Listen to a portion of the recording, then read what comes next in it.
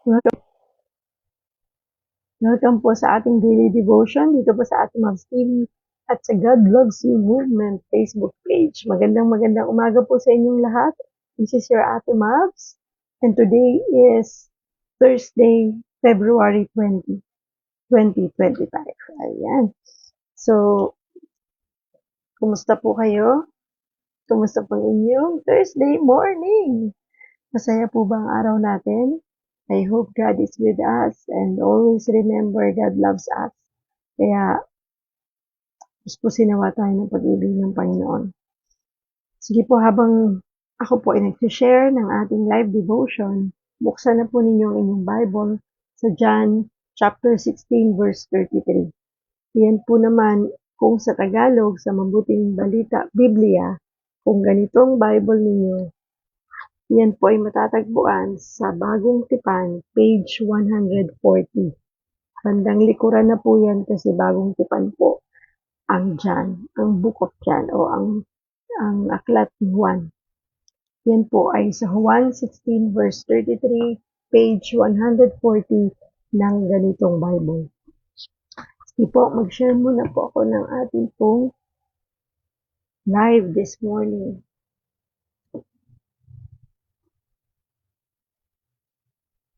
Ayan, share muna po tayo.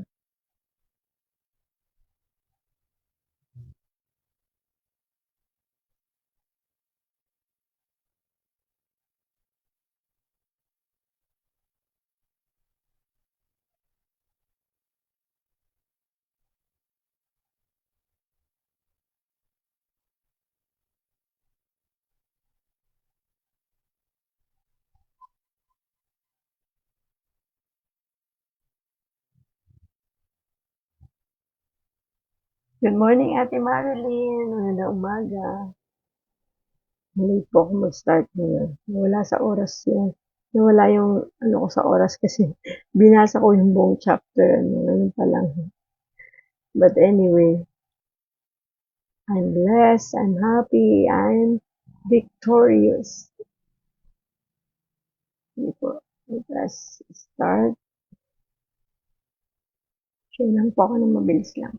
So, ang atin pong verse this morning ay matatagpuan po sa John chapter 16 verse 33.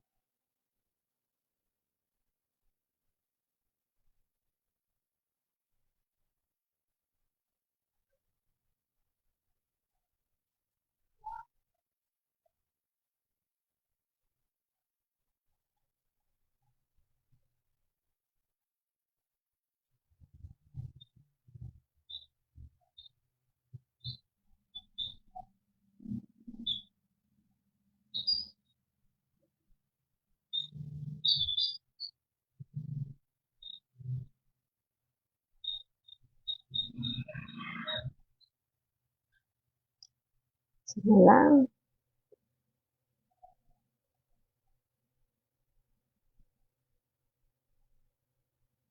Okay.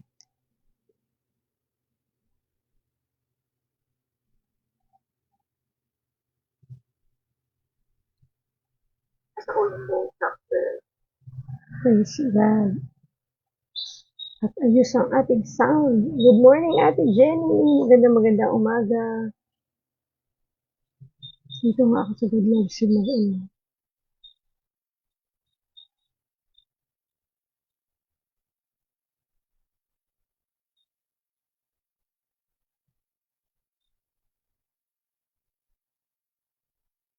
Yan, dito tayo para makita ko yung mga nag-reply dito or nagko-comment sa God Loves You Movement Facebook page. Sige po, let's start with our devotion. Are you all excited? I am excited every morning. Kahit minsan talagang dumarating yung bata tayong bumangon kasi ang lamig ngayon. Hindi ko alam bakit bigla na naman lumamig, no? Pero thank you, Lord, sa masarap na tulog. Ayan, so let's read sa atin pong pagnilayan ngayong umaga sa John 16 verse 33. Sabi po sa New International Version, I have told you these things so that in me you may have peace. In this world you will have trouble, but take heart, I have overcome the world. Sabi naman po sa Juan 16 verse 33, magandang balita, Biblia. Sinabi ko ito sa inyo upang sa inyong pakikipag-isa sa akin ay magkaroon kayo ng kapayapaan.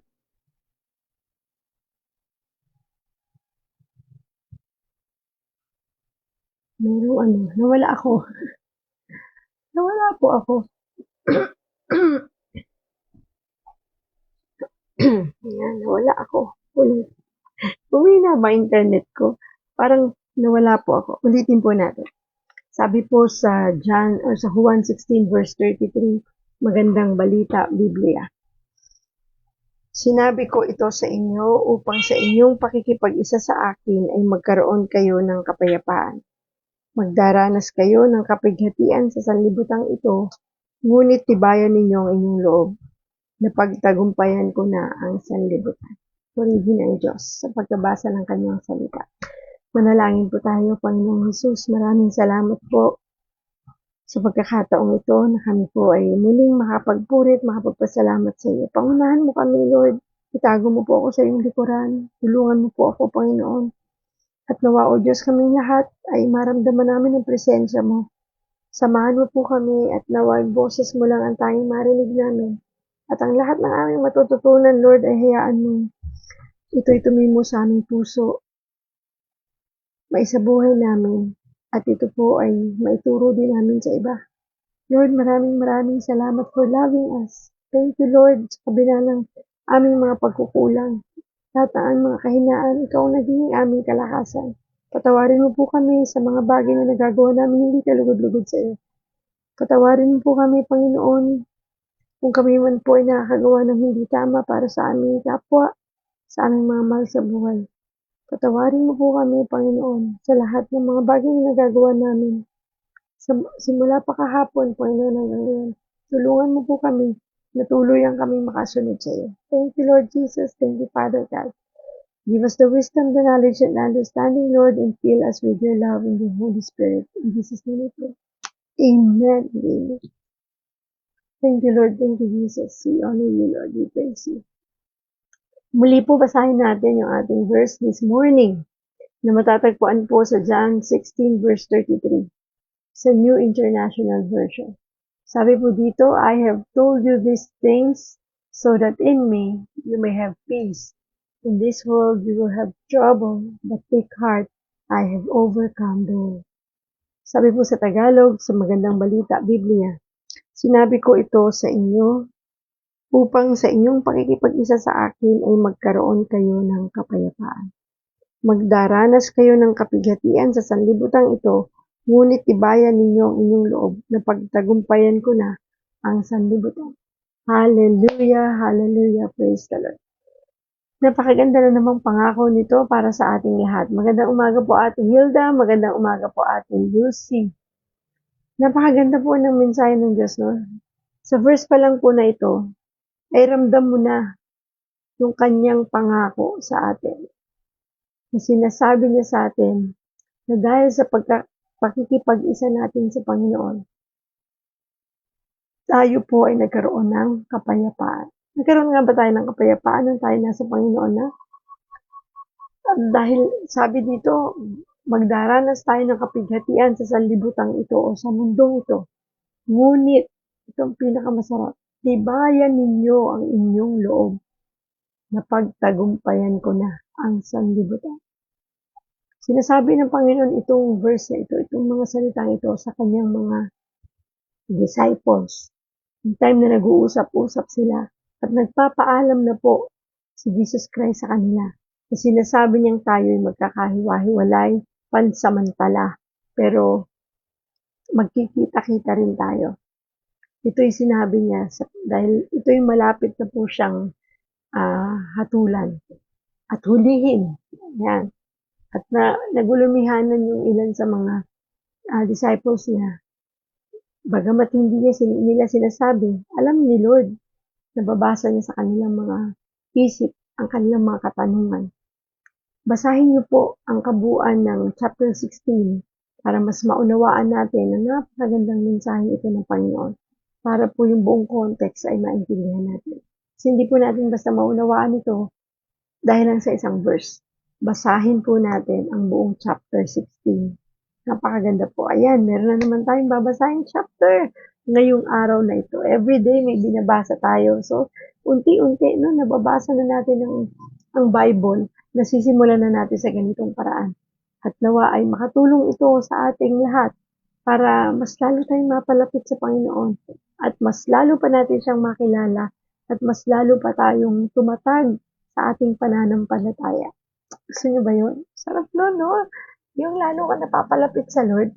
Di ba parang kwento ng isang ano to eh, parang libro, no? Na mas lalo mong minamahal yung character. The more mo to binabasa, the more mo nauunawaan. Ganon din po yung Bible. Pero walang katulad ang naman ng Bible. Sabi nga po natin, ito yung salita ng Diyos na bagamat iba-iba ang sumulat, pero iisa ang pinatutungkulan at nakasentro sa kay Kristo bilang ating tagapagligtas. So, ang title ng ating pong topic this morning is Don't Be Surprised. Huwag daw tayong ma-surprise. Diba? There are some things that shouldn't surprise me or surprise us. May mga bagay sa mundong ito na hindi naman talaga ka-surprise dahil alam mo nang mangyayari tulad ng winter blooming to life each spring, the sun rising every morning. Di ba alam naman talaga natin na sumisikat ang araw tuwing umaga. Our ongoing need for food, water, air, and rest, lahat yan ay alam natin, kailangan natin yan araw-araw. And change being an essential part of life. At alam natin at hindi nakaka-surprise ang mga pagbabago sa buhay natin. So likewise, there's no escaping the fact that life is messy and full of trouble. Alam natin lahat yan, na ang buhay na ito ay hindi natin matatakasan, na talagang ito, mundong ito, na ating kinalalagyan ay punong-puno ng kaguluhan, punong-puno ng mga bagay na hindi natin inaasahan. This beautiful world is fractured, but despite this, Jesus offers us hope. At yun po ang ating binasa ngayon sa John 16 verse 33. God is giving us hope.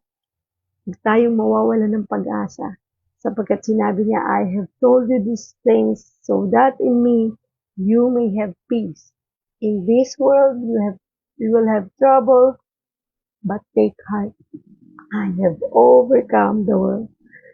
No, isulat po ulit natin ito sa isang papel or sa isang notebook para po matandaan natin. At sabi ko nga, marami pa kayong maisusulat kapag binasa ninyo ang buong chapter 16. Na talaga pong mag-strike sa heart ninyo at mapifeel ninyo ang pag-ibig ng Diyos sa pagbasa ninyo nito. So what things had Jesus just told His disciples? Ano ba yung things na binabanggit niya sa sinasabi niyang, I have told you these things? He was honest. Jesus is honest about the grief and pain they'd endure, but also about the future joy they'd experience. So alam ng Diyos na tayo'y daranas. He's very honest. Hindi sinabi ng Diyos na tayo ay exempted dyan. Talagang daranas tayo ng grief and pain, but also about the future joy they'd experience. Siyempre, kung merong kalungkutan, may kasayahan, may kagalakan itong katapat. Hindi naman po habang buhay kalungkutan, hindi po ba? Hindi naman habang buhay puro na lang hirap. Dinadaanan natin, pero nalalampasan, pinagtatagumpayan. Hindi lang natin nararamdaman yung katagumpayan kasi lalo na kung di natin kilala ang Panginoon. Pero kapag kilala natin ang Panginoon at tayo may personal na relasyon sa Kanya, bakit ba yung katagumpayan sobrang feel natin? Ramdam natin pag nagtagumpay tayo. Di ba? Pinapupurihan natin ang Diyos, niluluwalhati natin siya. At talagang alam mo na nagtagumpay ka because you have God in yourself, in your life. May Diyos na tumulong sa'yo, may Diyos na nagmahal sa'yo, may Diyos na nag-ingat sa'yo, may Diyos na nag-provide ng iyong pangailangan. Kasi aware tayo. Ang malungkot lang kapag wala pa tayo ng personal na relasyon sa Diyos. Kaya tuloy pag dumadaan tayo sa pagsubok, hindi natin alam. Kapag napagtagumpayan, ang bida, hindi ang Diyos. Tayo ang bida. Sabi ko na, pagtatagumpayan ko yan kasi magaling ako eh. Sabi ko na, malalampasan din yun eh. Matatapos din yun. Pero hindi na-acknowledge ang Panginoon. So yun yung ikinalulungkot ng Diyos kapag kagana. God is preparing their hearts ng mga disciples for this death and persecution, but also for His resurrection and their salvation. Nung kinakausap ni Jesus Christ, kaya nabanggit itong verse na ito, kinakausap niya dito yung mga disciples niya.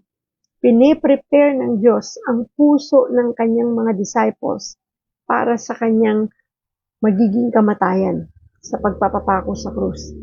At yung mga persecutions na mangyayari sa panahon na yon. And also, piniprepare din ng Diyos ang kanilang mga puso sa magiging resurrection niya o sa muling pagkabuhay at para sa magiging kaligtasan niya. Jesus' encouragement to His disciples is also an encouragement to us.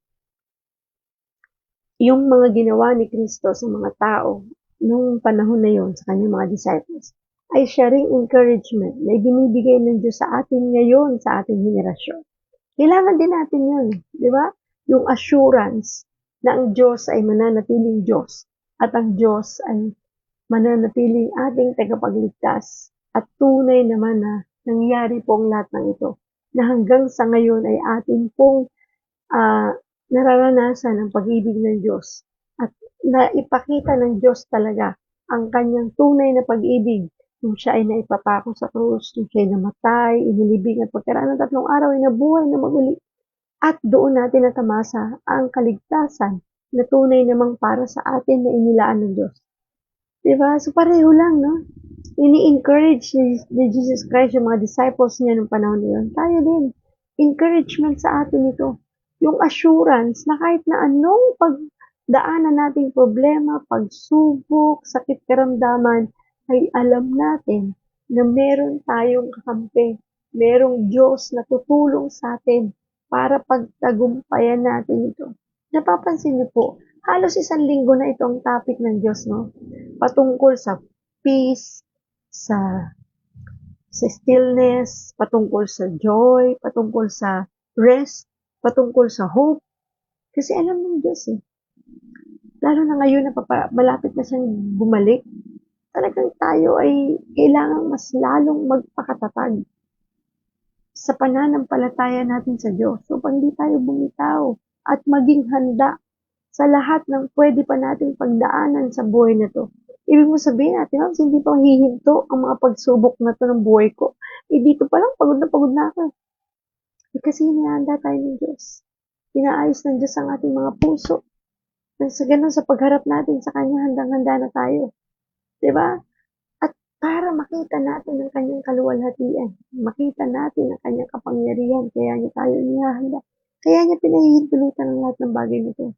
Kasi alam niya. At gusto niya na siya ay makilala. Diba? Siya ay maparangalan at maluwalhati at tunay na makita ng mga tao ang kanyang kadakilaan at kapangyarihan na siya lang at wala ng iba ang pwede nating hawakan, pwede nating hingan ng tulong, pwede nating asahan, pwede nating pagkatiwalaan, pwede nating panampalatayahan. Kasi pagka wala po itong lahat ng mga pangyayaring ito sa buhay natin, hindi po siguro tatatag ang ating pananampalataya. At tunay namang hindi siguro, kundi hindi talaga. Kaya nga apart from the Lord, we can do nothing. Di ba? Wala po tayong kakayanin sa mundong ito kung wala ang Panginoon. At alam kong napatunayan nyo na yan sa buhay ninyo. Napatunayan na ninyo yan sa tagal ng panahon na inilagay natin sa mundong ito. Na tunay na hindi tayo magtatagumpay kung wala ang Panginoon. Maring hindi natin napapansin yan noon dahil malayo tayo sa Diyos. Pero ngayon na malapit na tayo sa Panginoon. At ang Panginoon ang sentro ng buhay natin, damang-dama natin ang pag-ibig niya. Damang-dama natin ang mga pagtulong niya. Damang-dama natin ang kanyang paggabay, ang kanyang pagprotekta, ang kanyang pag-ibig. Diba? And I know nakaka-relate kayo sa sinasabi ko. So sabi nito, we shouldn't be surprised that this world is full of challenges. But Jesus, remember, Jesus is bigger than it all. Siya ay mas malaki sa problema mo, mas malaki kaysa sa mga pagsubok mo, mas malaki kaysa sa mga sakit karamdaman mo. Sapagkat siya ay Diyos. Diyos na mga Diyos at Hari ng mga Hari. He's our Creator. Diba? Siya naglikha ng lahat. Kasama ako sa mga nilikha ng Diyos. Kaya huwag tayong malungkot. Sabi ko nga, Lord, yung message mo for the whole week is all about sa ganito, puro pagsubok. Thank you for always reminding us kung gaano kalaki. Walang hihigit sa iyong kapangyarihan na kailangan naming magtiwala sa iyo. Na wala kami ibang dapat na pagkatiwalaan at panampalatayaan kundi ikaw lang. Salamat for always reminding me. So following God doesn't automatically erase the pain of the world. At yun ay isang malaking katotohanan. At least not yet. Not yet. Hindi pa. Totoo po yan. Sa pagsunod natin sa Diyos, hindi po automatically mai-erase na yung lahat ng mga sakit, lahat ng mga karamdaman, lahat ng mga problema na hindi na mangyayari yan. Sa ngayon, not yet. We still have injustice. Meron pa rin mga injustices, evil to fight, di ba? Andiyan pa rin yan. Andiyan pa rin yung mga temptations ng kaawa, yung mga taong nagpo-provoke sa'yo, yung mga injustices, yung mga hindi makatarungang bagay na nangyayari sa mundo. But God has not left us to our own devices. We have not been abandoned to ourselves. We can trust in Him wholeheartedly as we wait for His return. Habang hinihintay natin ang pagbabalik ng Panginoon, pwede tayong magtiwala sa Kanya. Maniwala sa Kanya, pagkatiwalaan natin siya, panampalatayanan natin siya, dahil hindi tayo iniiwan ng Diyos. Hindi niya hinahayaan na tayo lang ang mag-solve ng problema na to. Kaya nga, pag meron kang problema, huwag mong sarilinin. Hindi yan pinahintulot ng Diyos na maranasan mo para parusahan ka at sarilinin mo. Hindi. Kaya yan pinahintulot na mangyari sa iyo is because God wants you to trust Him. God wants you to believe that He can do something great para sa iyo. E paano mo malalaman itong something great na to kung hindi mo ipagkakatiwala ang nangyayari sa iyo sa mga pagkakataon ito? Hindi ko alam kung anong pinagdaraanan mo. Walang nakakaalam, ikaw lang at ang Panginoon. Walang pwedeng magsabi kung anong nararamdaman mo patungkol dito. Kung nasasaktan ka ba? Kung nagagalit ka ba? Naiinis ka? Kung nawawalan ka na ng loob? Kung pinanghihinaan ka na ng loob? At nawawalan ka na ng pag-asa? Only you and God knows. So, kanino mo ito pwedeng sabihin? Kasi ang mga tao sa paligid natin, hindi tayo nila maunawaan. Maaaring sasabihin nila, naiintindihan kita. Alam ko nararamdaman mo dahil dinanas ko din yan. Pero iba. Diba? Parang gusto mo sabihin, hindi mo ako naiintindihan. Hindi mo naiintindihan nararamdaman ko kung anong sakit meron to. Kahit sabihin mo kung dinaanan mo to, iba. Iba yung dinaanan mo sa dinadaanan ko. Sumigaw ng ganon, diba? Kasi alam nating lahat, hindi tayo maiintindihan ng mundo. Bagamat sinasabi nilang naiintindihan nila tayo, pero hindi po yun talagang swak na parehong-pareho kayo ng nararamdaman. Pero ang Diyos, alam niyang nararamdaman mo. Dahil anak niya tayo, kilala niya tayo. Lalo tayo ng mga Kristiyanong nakakilala sa Panginoon at may personal na relasyon sa Kanya. Kilala niya tayo. Alam niya ang bilang ng buhok mo. At alam niya na yan ay daranasin mo. Bago pa man yan mangyari sa buhay mo, alam niya na yan. Alam niyang dadaanan mo yan. Alam niyang masasaktan ka. Alam niyang mahihirapan ka. Kaya ang gusto ng Diyos, isuko mo sa Kanya. Siyang kausapin mo. Siyang tawagin mo. Sa Kanya ka lumuhod. Sa Kanya mo i-confess lahat. Lahat ng sakit na nararamdaman mo.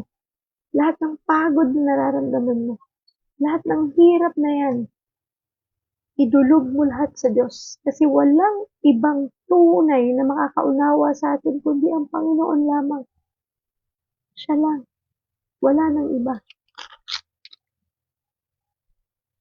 Sabi niya sa chapter 14 verse 13, at anumang hilingin ninyo sa pangalan ko ay gagawin ko upang luwalhatiin ng Ama sa pamamagitan ng Anak. Kung hihiling kayo ng anuman sa pangalan ko, ito ay aking gagawin. Di ba? So, pag nandyan ka sa sitwasyon mo na yan at gusto mo ng kausapin mo ang Panginoon at humiling ka sa Kanya ng bagay na gusto mo. Kasi minsan nagda-doubt tayo na para bang walang kayang gawin ng Diyos. Hello, ano bang hindi niya kayang gawin? Kaya niya nga lumalang ng mundo, maglikha ng tao. Ano ang hindi niya pa kayang gawin para sa buhay natin? Para pagdudahan natin ang kakayahan ng Diyos at bigyan natin siya ng limitasyon. Tayong mga tao, dami nating limitations, pero Diyos, limitless ang Diyos. Grabe, sabi ko, Panginoon, ang ganda ng pangako mo na anumang hilingin sa pangalan ko ay gagawin ko upang luwalhatiin ang Ama sa pamamagitan ko. Wow. Hallelujah. Praise the Lord. So, bakit hindi tayo lalapit sa Diyos kung gano'n ang kanyang mga pangako? Dito pa lang sa ating pinag-uusapan, sinasabi na ng Diyos na ang kapayapaan ay nagmumula sa Kanya simula nang tayo ay nakipag-isa sa Kanya. Totoong magdaranas tayo ng kapighatian sa sanlibutan ito. Ngunit ano sabi niya? Hibayan ninyo ang inyong loob dahil napagtagumpayan ko na ang sanlibutan. Victorious na tayo because our God is victorious. Nung siya'y napako sa krus, namatay, inilibing at pagkaraan ng 3 araw ay nabuhay na maguli na pagtagumpayan na ng Diyos ang lahat. Wala na ang ating paghihirap, ang ating pagdurusa dito sa mundo ay maiibsan ang dahil sa Panginoon, mawawala. Mawawala hindi yung literal na mawawala, kung hindi nandyan siya pero hindi mo siya mararamdaman at hindi siya ganun kabigat because our God is with us.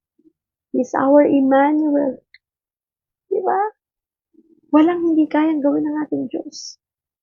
Siya na naghirap yan. Yung paghihirap na dinaranas mo, wala yan. Wala yan kung ikukumpara sa hirap na dinanas ng Diyos bago pa siya ipako sa krus. Lahat ng panlalait, lahat ng pangalipusta, lahat ng bagay na isipin mo ng pinakamasama na gagawin sa'yo ng tao, ginawa na ng tao sa kay Kristo nung panahon na yun. 2,000 years ago. Kaya pag nakakaranas ka ng paghihirap, pagdurusa, lagi mong isipin kung binayaran na yan ng Diyos. Dinanas niya ng lahat yan. Kaya ano lang ang gagawin mo? Ipasa mo sa Kanya. Ibigay mo sa Kanya yung paghihirap at pagdurusa. At bibigyan ka niya ng kapahingahan. Diba? Ng kapayapaang matagal mo nang hinahanap. Siya lang pwede magbigay niyan. Ano ba ang hindi kayang gawin ng Diyos natin para sa atin? Lahat kaya niya. Lahat gagawin niya kasi mahal niya tayo. Mahal na mahal. Isang pagpapatunay na mahal niya tayo, nagpapako siya sa krus. Para sa atin. Lagi natin isipin, pag dumaranas tayo sa pagsubok, wala kang ibang kakausapin. Kundi ang Panginoon. Magpakumbaba tayo. Lumapit tayo sa Diyos kahit parang feeling natin. Kaya nangyayari to kasi pinarurusahan niya ako, kasi hindi niya ako mahal, kasi yun yung pinifeed ng kaaway sa atin, mga kasinungalingang walang katotohanan. Mahal ka ng Diyos. Mahal na mahal na mahal.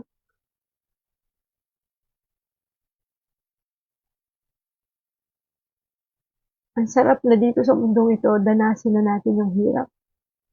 Danasin na natin yung mga bagay na parang hindi mo kakayanin. Kesa naman sa kabilang buhay mo yan danasin. Diba? Kasi mas mahirap yun. Kasi yun, walang hanggan yun. At least ito, dito lang to sa mundo. Itong mundong pansamantalang tinitigilan natin. Lahat ito ay temporary.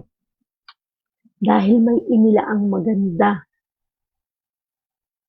para sa atin ng Panginoon.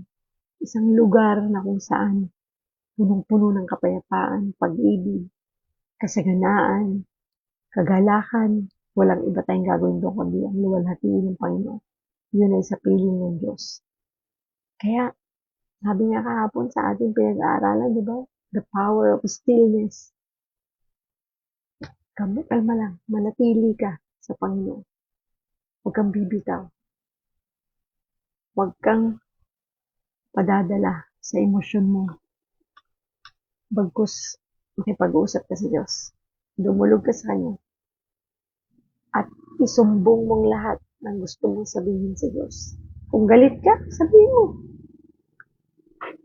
Kung masama loob mo, sabihin mo. Hindi po kasalanan yung maging honest sa Panginoon. Hindi po kasalanan yung sabihin mo yung gusto mong sabihin sa Diyos. Sapagkat ang Diyos ang nakakaunawa. Ang Diyos na tunay na nagmamahal sa atin. Kahit anong sabihin mo, alam niya yun. Alam niya kung nasasaktan ka ngayon. Alam niya kung galit ka. At least maging honest ka. Aminin mo, Lord, galit ako. Galit ako sa'yo. At alam niyo ba, pag ginawa niyo yun, na i-open up mong lahat-lahat, mapapalitan niya ng kagalakan. Mapapalitan niya ng kapayapaan. Kasi nakita ng Diyos, yung desire ng heart mo, na dependent tayo sa Kanya. God wants us to be dependent on Him. May pakita natin na kailangan natin ng Panginoon. Tunay na kailangan natin ng Panginoon sa mundong ito. Sa totoo lang po. Sa araw-araw ba naman ang buhay natin ito, na hindi natin alam, surprises yan eh. Nabigla na lang may mangyayari na hindi mo inaasahan. Sa palagay mo, kung wala ang Panginoon, kakayanin ba natin tagumpayan yan?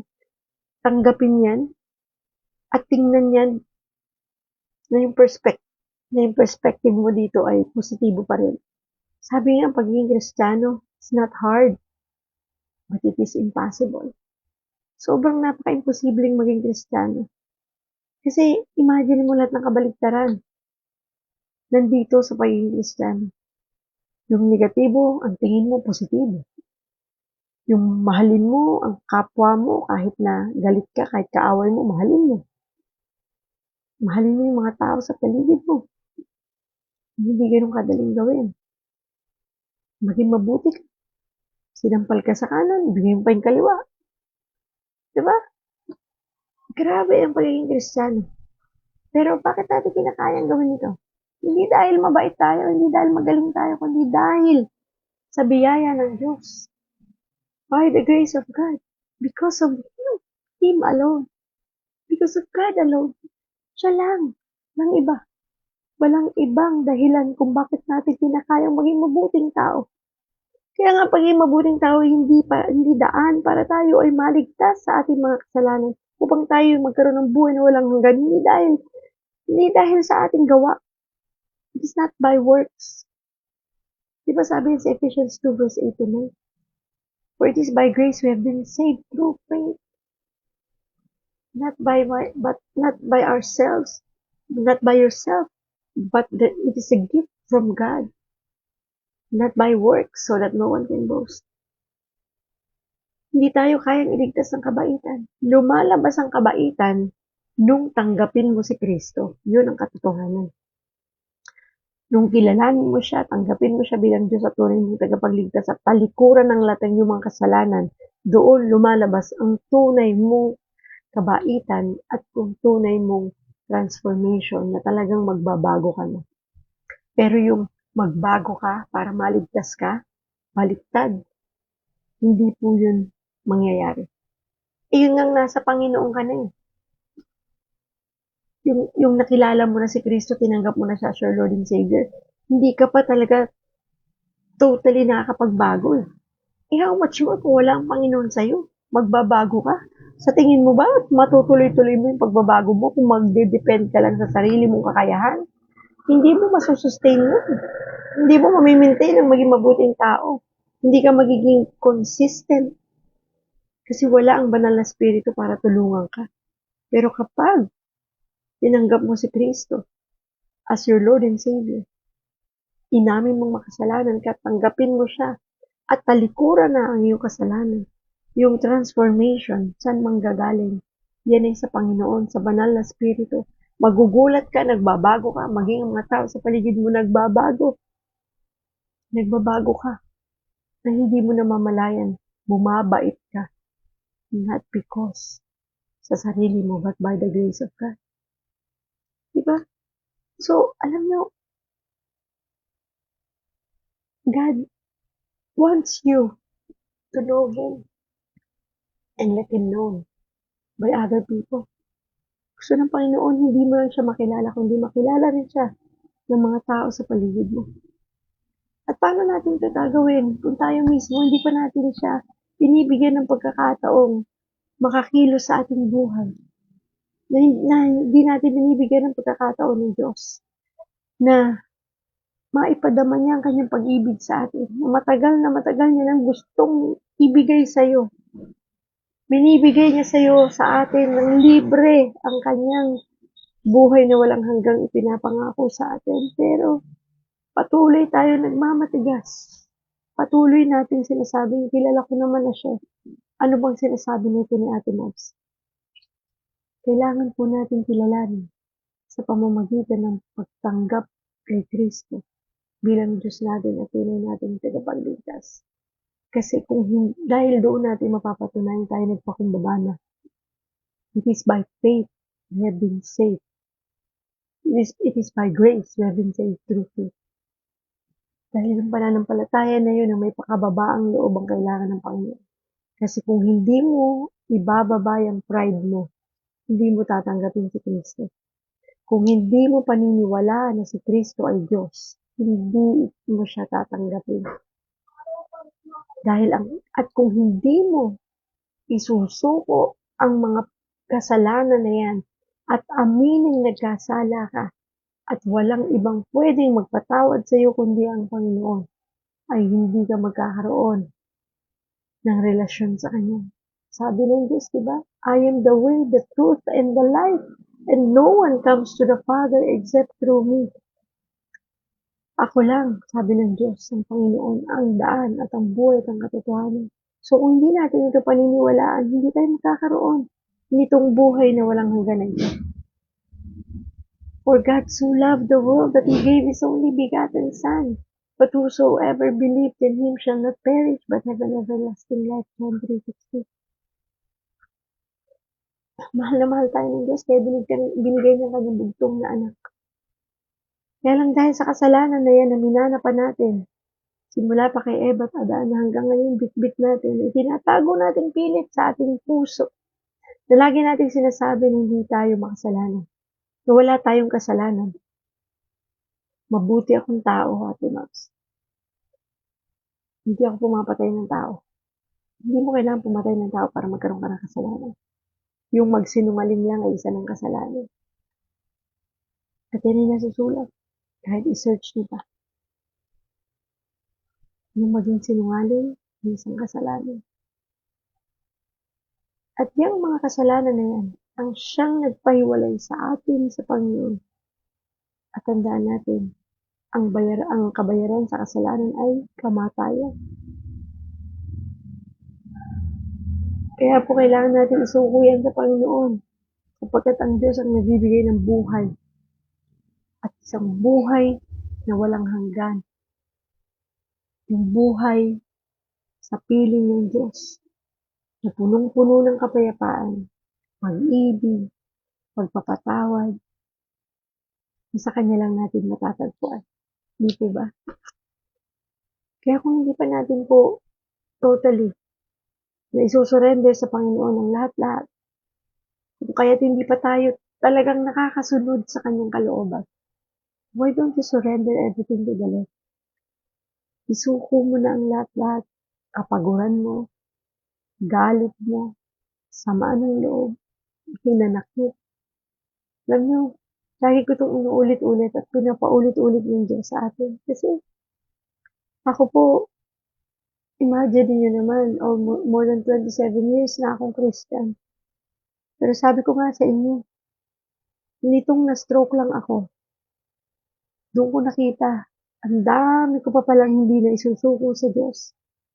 Kung kaya't ang daming bagahe na nagpapabigat sa puso ko, sa isip ko, kung bakit ang dami kong nakikita hindi magandang nangyayari sa buhay ko. Na lahat na lang pangit. At hindi lang yun. Nung last year lang, nung umattend po ako ng True Life Retreat, akala ko, isuko ko na lahat nung after kong ma-stroke. Hindi pa pala. Yung galit ko pala na nandito sa puso ko para sa taong pinakamamahal ko. Hindi ko pa pala naisusuko sa Diyos. Kaya pala lumalabas pa yung pride, yung pagkainis, yung galit. Lagi mainit ang ulo ko sa taong ito. At hindi lang sa kanya, dadamay pa yung iba. It's because meron pa pala. Kaya nga, ipa-check natin yung heart natin sa Lord. Nakala kasi natin kung nakilala na natin siya, Kristiyano na tayo, naisuko na natin ang lahat-lahat. Baka hindi pa po. Ipa-check natin kay Lord, Lord. Baka, hindi pa ako gumagaling sa karamdaman ko is, meron pa akong galit dito sa puso ko. Na laging sinasabi, hindi, lahat binati ko na lahat. Ganito na ako, pero deep inside, meron pa. Lord, baka kaya hindi pa ako magkaroon ng kapayapaan, hindi pa ako magkaroon ng masarap na tulog sa gabi. Is, dahil meron pa akong tinatago dito na hindi ko maamin. Sabi ko nga po sa inyo, hindi man natin maamin yan sa mga tao sa paligid natin. Hindi man natin makausap yung taong, kung sino man yung taong may galit pa tayo. Bakit hindi natin idulog sa Diyos? Sa Kanya natin ilapit, Lord. I surrender this to you, Lord. Tulungan mo ako. Kasi ang bigat eh. Kasi pag sa Panginoon tayo nakikipag-usap, wala naman nakakarinig yan eh. Ikaw lang at ang Panginoon. Eh bakit hindi pa natin ibigay ang lahat-lahat sa Kanya? Bakit hindi pa natin maamin na tayo nagkasala, na tayo may galit pa? Kasi ako sa totoo lang, noon po na sinasabi ko sa inyo, na yung may galit ako sa taong ito, dahil ko sinasabi na ako galit, napatawad ko na siya. Hindi na ako, wala na sa akin yun. Past is past. Daling sabihin. Pero deep inside, pag natitrigger, pag meron siya nagagawang bagay na hindi ko na naman ikinakatawa, galit na naman ako. Yun pala, meron pa. Eh, hindi madali. Kahit sinuko ko na sa Diyos, meron pa rin minsan konting kirot, pero sabi ko, Lord, I am still in process. And I am grateful kasi hindi ako tinitigilan ng Diyos ayusin. Thank you, Lord. At ako'y willing na magpaayos, Lord, hanggang sa maging perfect ako sa mga mata mo. Nang sa ganun, pagdating ko dyan, pagbabalik mo, sasabihin mo, well done, good and faithful servant. Yun talaga yung goal ko eh. Yun talaga yung goal ko na Lord. Gusto ko pag nagkaharap tayo, yun yung sasabihin mo sa akin. Good, well done, good and faithful servant. Di ba sarap marinig yun galing sa Panginoon, sa bibig ng Diyos. Na sinasabi niya yun sa'yo. At yun ay masasabi ng Diyos sa atin kapag ginampanan natin yung bagay na gusto niyang gawin natin dito sa mundo. Gawin natin yung pinapagawa ng Diyos sa atin. Huwag tayong magdalawang isip, huwag tayong magtanong, huwag tayong mga tuwiran. Just obey. Fully obey the Lord your God. Because it is the right way, the right thing to do. Walang iba. Sabi ko nga minsan sa Lord, Lord, nagreklamo din ako minsan. Hindi mo nagreklamo, kundi pag nag-uusap kami, Lord, ang dami mo naman pinapagawa. Pero sige lang, Lord. I know kakayanin ko to. I know, hindi naman akong gagawa nito, Lord. Ikaw din eh. Tutulungan mo ako eh. Mapagtatagumpayan, nagtatagumpay na nga, Lord eh. Diba? Hindi pa man tapos yung pinapagawa mo, tagumpay na eh. And nothing to worry. Diba? Kasi God is with us. Ano man ang pinapagawa niya, sunod lang tayo. Follow. Obey. Obedience is better than sacrifice. Tandaan natin. Nasa pagsunod talaga ang tunay na pagpapakita ng ating pagmamahal sa Panginoon. I know God is talking to you right now.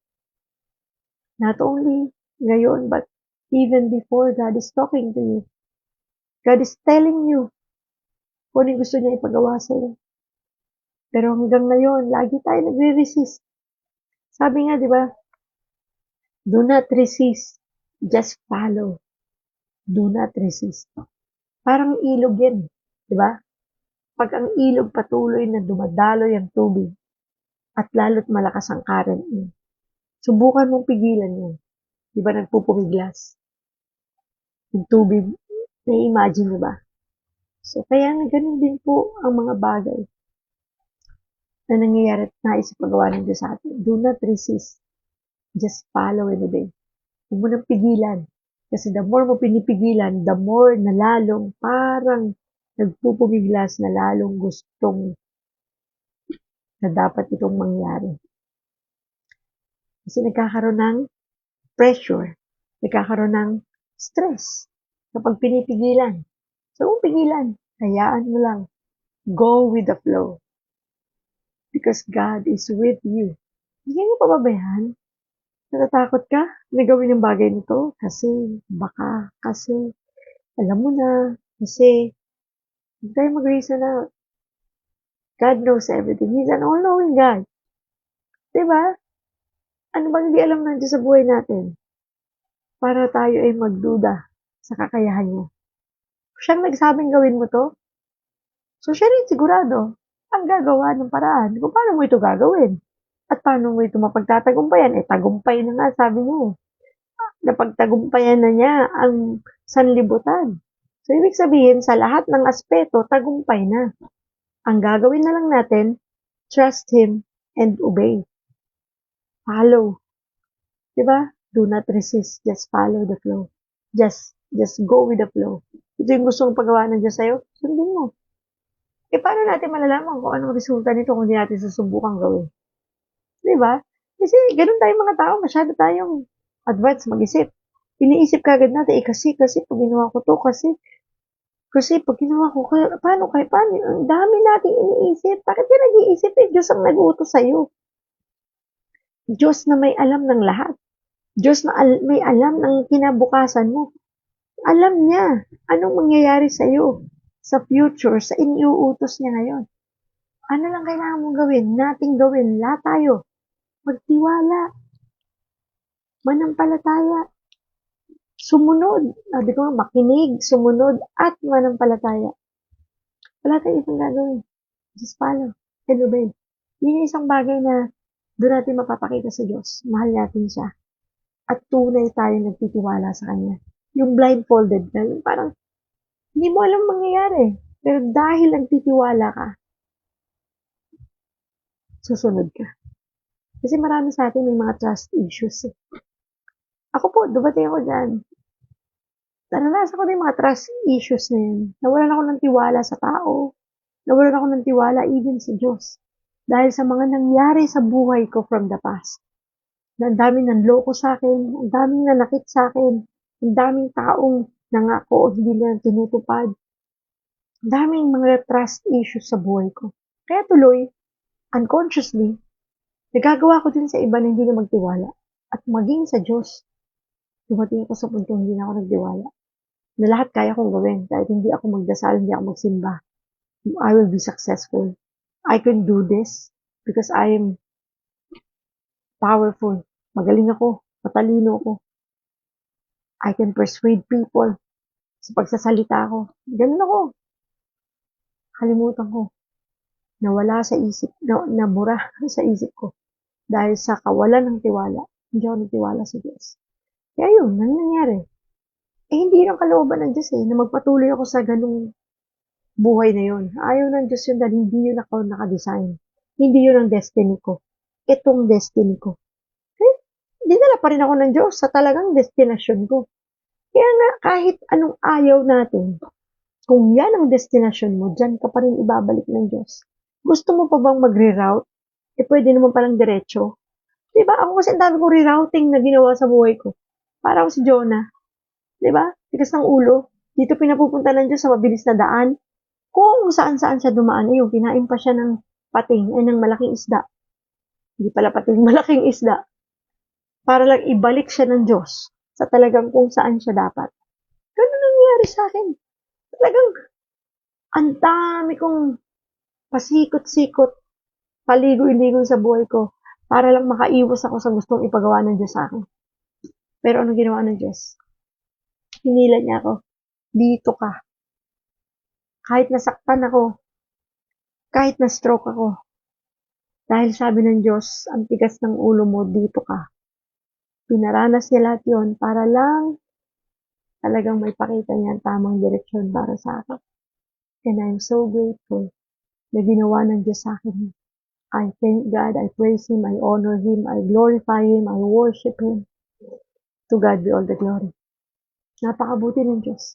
Sabi ko nga, Lord, thank you, thank you, thank you, thank you, thank you. Kasi kung hindi mo ginawa yun, Lord, pasan ako ngayon? Isang miserableng buhay, isang hiwalay sa asawa, nawatak-watak siguro ang mga anak ko kung saan na sila napunta dahil nagpaka-gulo na ang buhay ko. Ako pa naman ang nanay. Diba? Kaya sobrang thankful ako, grateful ako. Sabi ko, Lord, thank you talaga. At gano'n naman po talaga mangyayari. Pag ayaw natin, God will make a way. Ibabalikan niya. Dahil yan ang destiny mo. Sa ayaw mo at sa gusto. Yan ang destiny mo. Sumunod na lang tayo. Paano niya tayo masaktan? parang ano, di ba? Para sa magulang. Ayaw mo sumunod? Papaluin kita. Di ba? Pero tayo sa mga nanay, tatay natin yung araw eh. Ayaw mo sumunod? Sisinturunin kita. So, para hindi ka masaktan, susunod na lang ako. Di ba? Parang ganun din ang sinasabi ng Diyos sa atin eh. Hindi ka susunod? Gusto mo pang masaktan? Eh dahil mahal tayo ng Diyos, at ang tigas ng ulo mo, di sige, hinayaan ka muna niya. Eh nasaktan ka dahil alam na ng Diyos, mahuhulog ka na sa bangin na yon. Hindi niya papayag na kahit masaktan na kita, hilahin kita dyan. Meron ako napanood na isang video, share ko lang na mabilis lang. Isang video na sabi niya, ngayon pa lang, didisiplinahin ko na anak ko habang bata pa siya. Di baling masaktan ko na siya ngayon pa lang para lang maging maayos ang future niya. Dahil hindi ko kayang tingnan na pagdating ng panahon, mapoposasan siya dahil naging masamang tao siya dahil pinabayaan ko siya. Ha? Amang-ama. Ganun din ang Diyos, kaama sa atin. Kaya lang dahil sa, di ba, minsan kahit anong pagdisiplina mo bilang ama, bilang ina, pero may matigas na ulo pa rin talaga sa anak. At parang the prodigal son, di ba? Hinayaan ng Diyos, pero ang Diyos na natiling, hinayaan ng ama, pero ang ama na natiling naghihintay, parang si God. Naghihintay siya sa pagbabalik ng kanyang anak. Kasi minsan nga, tayo na ang kusang bumabalik sa Diyos eh. Dahil sa sobrang hirap na pinagdaanan natin. At yun yung isang bagay na kung pwede naman natin hindi danasin, hirap na yun ang buhay. Hirap na nga tayo sa dami na pinagdaraan natin ngayon, dadagdagan pa ba natin yun sa hindi natin pagsunod sa Diyos? Hindi ko sinasabing parurusahan tayo ng Diyos pag di tayo sumunod sa Kanya. Kaya lang tandaan natin, for every decision na gagawin natin sa buhay natin, there is always a consequence. Laging may consequence yan. Hindi natin alam kung ano yun. So, mas masarap na yung consequence na maganda dahil sumunod ka sa Diyos. Mahal tayo ng Diyos. So, sabi nga ngayon, so as you think about the trouble in your life, whether it's your health, relationships, finances, or other difficulties, remember, you can still have peace, you can still take heart, and you can still be comforted because Jesus Christ has already overcome the world. Wala nang dapat ipag-alala sa kung anumang pinagdaraanan mo sa buhay mo ito.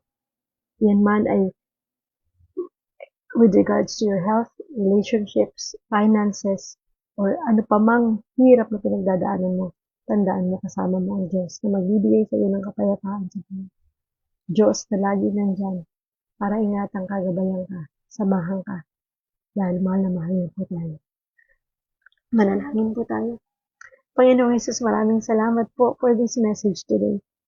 Tunay, Panginoon, nadamang-dama namin, Panginoon, ang iyong pag-ibig sa mensahe mo ngayong araw nito. Maraming salamat. I believe in you, Lord. No matter what comes my way, I believe you have overcome, Lord. Ano man ang dadaan sa buhay ko, Lord, ano man ang pagsubok, sakit, karamdaman, problemang daranasin namin, Panginoon, we know and we believe, Lord, you overcome, Lord.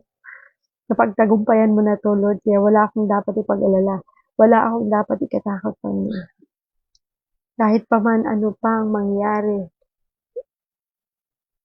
you are constant with your peace.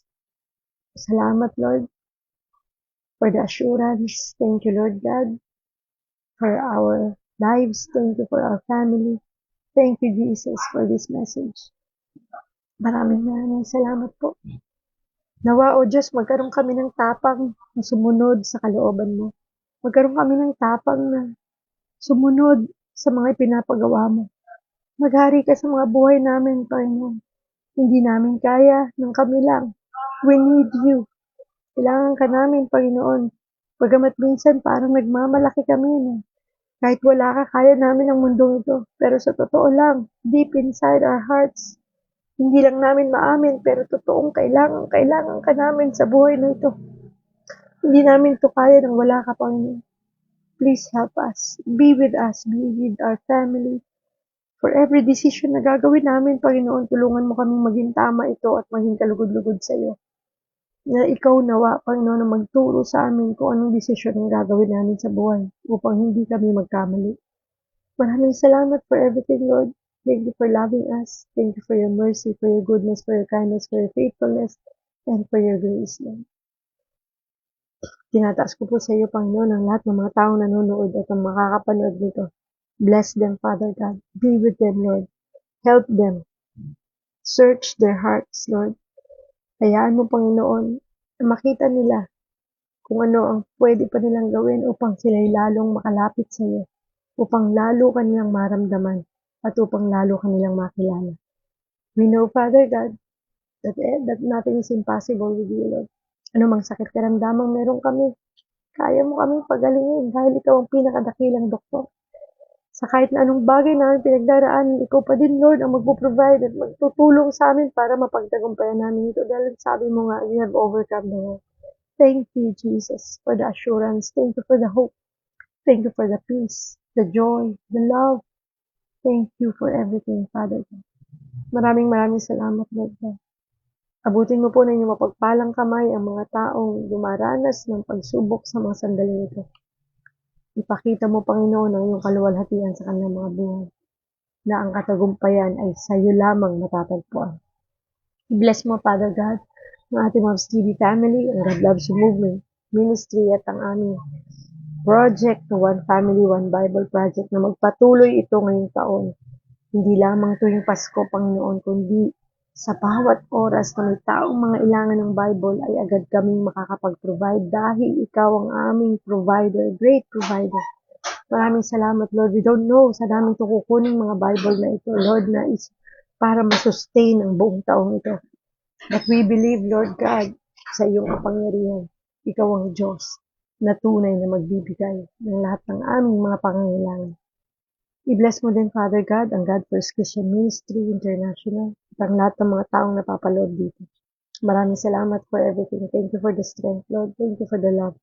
Maraming salamat, and we bring back all the glory and praises. In Jesus' name we pray. Amen and amen. Thank you, Lord. Thank you, Jesus. Maraming salamat, Panginoon. Napakabuti ng Diyos.